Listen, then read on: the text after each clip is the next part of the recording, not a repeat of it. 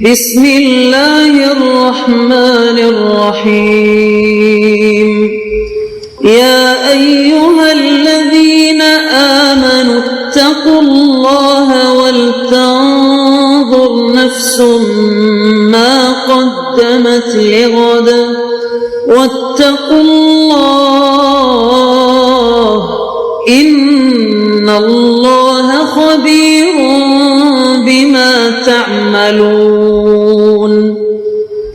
اے ایمان والو، اللہ سے ڈرتے رہو اور ہر شخص کو دیکھنا چاہیے کہ اس نے کل یعنی آخرت کے لیے کیا سامان بھیجا ہے، اور ہم پھر کہتے ہیں کہ اللہ سے ڈرتے رہو، بے شک اللہ تمہارے سب اعمال سے خبردار ہے۔ بسم اللہ الرحمن الرحیم، الحمد للہ رب العالمین، والصلاة والسلام على اشرف الانبیاء والمرسلین وعلى آلہ واصحابہ اجمعین ومن تبعہم بإحسان الى یوم الدین۔ قابل صد احترام حضرات شائقین و شائقات سچا پیغام، السلام علیکم ورحمۃ اللہ وبرکاتہ۔ آج کی محفل میراث النبی کے نورانی پروگرام میں آپ کا استقبال ہے۔ اہلا و سہلا مرحبا۔ ہم آپ تمام حضرات و مستورات کا خیر مقدم کرتے ہیں۔ محترم حضرات و خواتین، تعلیم کا آغاز ہو رہا ہے۔ سب سے پہلے آداب تعلیم کا لحاظ کرتے ہوئے تعلیم کی طرف متوجہ ہو جائیں۔ پورے دھیان سے سننا، عمل کی نیت سے سننا اور تبلیغ کی نیت سے سننا، یعنی سنی ہوئی باتیں دوسروں تک پہنچانے کے جذبے سے سننا۔ چند خاص آداب تعلیم ہیں، امید ہے کہ آپ حضرات ان آداب کا ضرور خیال رکھیں گے۔ جزاکم اللہ۔ بسم اللہ الرحمن الرحیم۔ چیزوں میں نفع اور نقصان اللہ ڈالتے ہیں، اس لیے ہم یہ بات دل سے تسلیم کر لیں کہ نظام اللہ رب العزت کی منشا سے چل رہا ہے۔ چیزوں میں نفع اور نقصان اللہ ڈالتے ہیں۔ جو نیک بنتا ہے اللہ تعالیٰ ماحول کو اس کے موافق بنا دیتے ہیں، اور جو برا بنتا ہے اللہ تعالیٰ ماحول کو اس کے مخالف بنا دیتے ہیں۔ ماحول کا بنانا اور چیزوں میں سے نفع اور نقصان کا نکالنا یہ اللہ تعالیٰ کے اختیار میں ہے۔ دودھ کی مثال، ہمارا مشاہدہ ہے کہ ایک بندہ دودھ پیتا ہے اور وہ موٹا تازہ ہو جاتا ہے، پہلوان بن جاتا ہے، اور ایک دوسرا بندہ دودھ پیتا ہے، اسے فوڈ پوائزننگ ہو جاتی ہے اور اس کی موت ہو جاتی ہے۔ اسی دودھ سے بندے کو زندگی ملی اور اسی دودھ سے ایک دوسرے بندے کو موت ملی۔ گویا یہ ایک برتن ہے جس میں اللہ تعالیٰ نے چاہا تو زندگی ڈال دی اور جس میں اللہ نے چاہا تو موت ڈال دی۔ عصائے موسوی کی مثال، اس حقیقت کی دلیل قرآن کریم میں موجود ہے۔ حضرت موسیٰ علیہ السلام اللہ تعالیٰ سے ملاقات کے لیے کوہ طور پر گئے تو وہاں اللہ تعالیٰ نے پوچھا، وما تلک بیمینک یا موسیٰ، اے موسیٰ آپ کے داہنے ہاتھ میں کیا ہے؟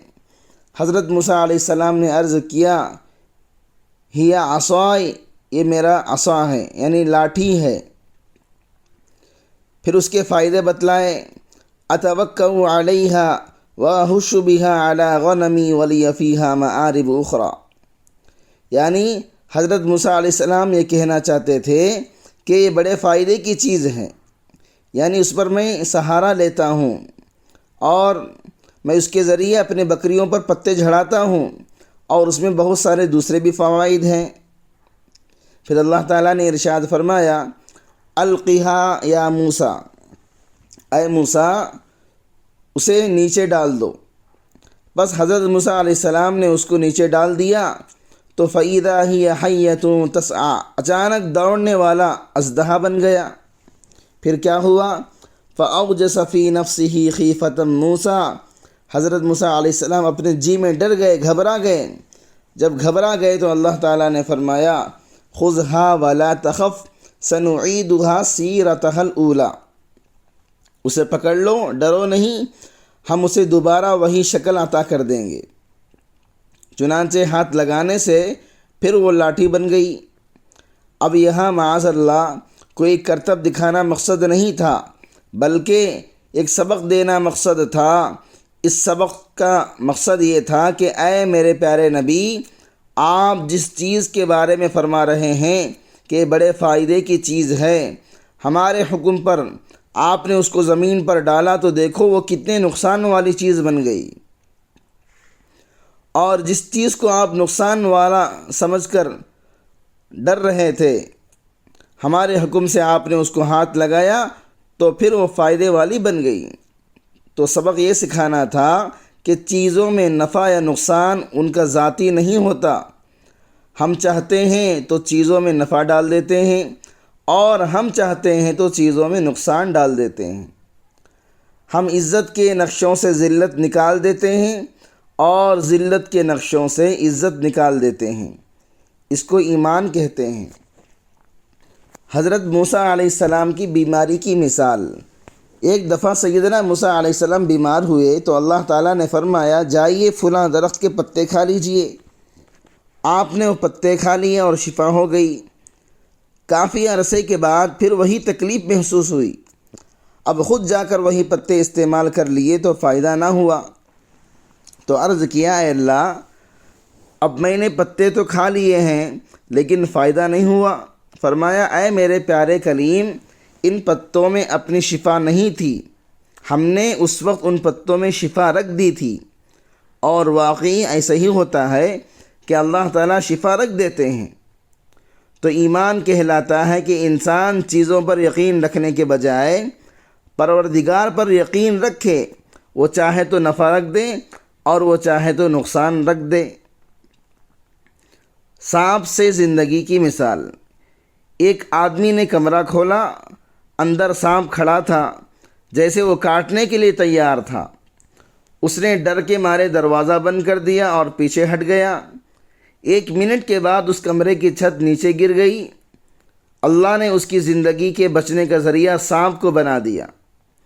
اگر سامنے سانپ نہ ہوتا تو وہ کمرے کے اندر چلا جاتا، پھر چھت گر جاتی اور وہ آدمی مر جاتا۔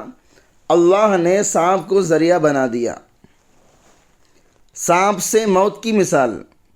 ایک مرتبہ بارات کہیں جا رہی تھی۔ ایک آدمی نے کہا نیچے بہت زیادہ گرمی ہے، میں چھت پر جا کر بیٹھ جاتا ہوں۔ چنانچہ وہ بس کی چھت پر جا بیٹھا۔ اللہ کی شان کے بس سڑک پر چل رہی تھی اور اوپر ایک چیل نے سانپ پکڑا ہوا تھا اور وہ چیل اڑ رہی تھی۔ اچانک وہ سانپ اس کو پاؤں سے سلپ ہوا اور اس بندے کے اوپر آ کر گرا۔ اس سانپ نے اس کو کاٹ لیا اور وہ بندہ وہیں مر گیا۔ ادھر اس بندے کے لیے سانپ موت کا ذریعہ بن رہا ہے اور ادھر اس بندے کے لیے سانپ زندگی کا سبب بن رہا ہے۔ یہ اسباب ہیں، اللہ تعالیٰ انہی کے ذریعے سے زندگی دے دیتے ہیں اور انہی کے ذریعے انسان کو موت دے دیتے ہیں۔ ایک انمول نصیحت۔ سیدنا امیر معاویہ رضی اللہ عنہ نے سیدہ عائشہ رضی اللہ عنہا کو خط لکھا کہ آپ ام المؤمنین ہیں، کوئی نصیحت فرما دیجئے۔ انہوں نے نصیحت کرتے ہوئے جواب میں خط لکھا اور نصیحت کرنے کا حق ادا کر دیا۔ فرمایا اگر تم اللہ کو راضی کرو گے تو جو بندے تم سے ناراض ہوں گے اللہ تعالیٰ خود بخود ان کے دل میں تمہاری محبت ڈال دیں گے، اور اگر اللہ کو ناراض کر کے لوگوں کو خوش کرو گے تو اللہ تعالیٰ ان لوگوں کے دلوں میں نفرت ڈال دیں گے۔ تو اللہ تعالیٰ کی نافرمانی کر کر تم بندوں کو راضی مت کرتے پھرا کرو۔ ایمان کی اہمیت کو سمجھو، یاد رکھیں کہ ہم ہر چیز کو چھوڑ سکتے ہیں مگر اللہ کو نہیں چھوڑ سکتے، یہی ایمان ہے۔ محترم ناظرین کرام، اس دینی اور ایمانی بیان کو سننے کے دوران ہی اس کو لائک کر دیجئے اور شیئر بھی کر دیجئے تاکہ دوسرے بھی اس سے فائدہ اٹھا سکیں۔ اللہ آپ کو جزائے خیر عطا فرمائے۔ مومن اور کافر کی زندگی میں بنیادی فرق۔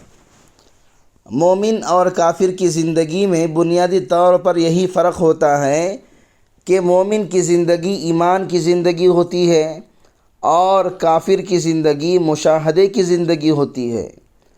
مومن کو اللہ کے وعدوں پر بھروسہ ہوتا ہے، کافر کو اگر سود ملتا ہے تو وہ خوش ہوتا ہے کہ میرا پیسہ بڑھ گیا، لیکن مومن کو چونکہ اللہ کے وعدوں پر بھروسہ ہوتا ہے اس لیے وہ سمجھتا ہے کہ جو میں زکوٰۃ دے رہا ہوں یہ پیسہ نہیں جا رہا ہے بلکہ اس کے بدلے پتہ نہیں کتنا آ رہا ہے۔ یہ مشاہدے اور غیب کا فرق ہوتا ہے۔ اس لیے کافر کی زندگی نظر کی زندگی اور مومن کی زندگی خبر کی زندگی ہوتی ہے۔ چنانچہ جب کسی مریض کو بیمار کو ہسپتال میں لے جاتے ہیں اور کہتے ہیں جی اس کو بخار آ گیا ہے، تو ڈاکٹر اس کے بخار کی مختلف وجوہات لکھ دیتا ہے۔ ان وجوہات کو ڈفرینشیل ریزنز یعنی امکانی وجوہات کہتے ہیں۔ مطلب یہ کہ وائرس کی وجہ سے بھی بخار ہو سکتا ہے، بیکٹیریا کی وجہ سے بھی بخار ہو سکتا ہے، ملیریا کی وجہ سے بھی بخار ہو سکتا ہے، مختلف وجوہات ہو سکتی ہیں۔ اس کے بعد وہ کہتا ہے کہ ٹیسٹ کرواؤ تاکہ پتہ چلے کہ بخار کی اصل وجہ کیا ہے۔ جب بلڈ ٹیسٹ کیا جاتا ہے تو پھر تشخیص ہو جاتی ہے تو یہ ملیریا ملتا ہے۔ اس کو ڈیفینٹ ریزنس یعنی حقیقی وجہ کہتے ہیں۔ تو گویا وجوہات دو طرح کی ہوتی ہیں، ایک ڈفرینشیل ریزنس یعنی امکانی وجوہات اور دوسری ڈیفینٹ ریزن نظر جو دیکھ رہی ہوتی ہے وہ امکانات کو دیکھ رہی ہوتی ہے، اور دین جس چیز کو بتا رہا ہوتا ہے وہ ڈیفینٹ یعنی حقیقی چیز کو بتا رہا ہوتا ہے۔